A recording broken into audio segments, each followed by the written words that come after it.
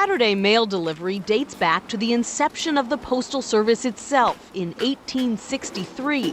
But today, the Postmaster General said times have changed, and his agency must too. When you lose the first-class volume that we've seen, you can't make ends meet from a financial standpoint. The choice is either change some of the service or raise prices.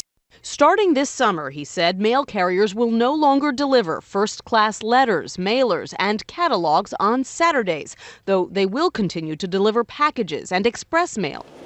The Postmaster General says the move won't result in layoffs. Instead, he'll cut back on overtime and rely on retirements. There is, however, one catch. I believe that it is not legal. Republican Senator Susan Collins of Maine was one of many lawmakers who warned today the Postal Service needs congressional approval to cut service.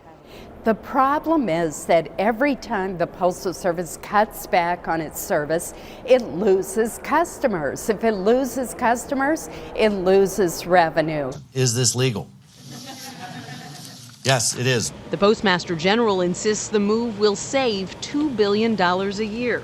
The Postal Service has threatened to do this so many times in the past 150 years. How do we know that you're serious this time? We are very serious because as you take a look at the finances, we have to make some change.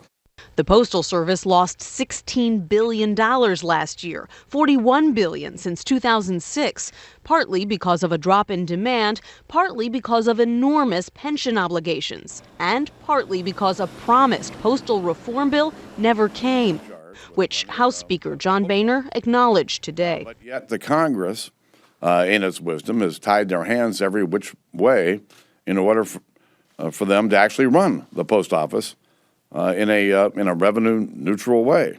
And so Congress needs to act. Taxpayers don't fund the Postal Service, but they will be left holding the bag if it goes under and can't repay the U.S. Treasury all the money it's had to borrow to make up for those recent losses, Scott. Nancy, thank you.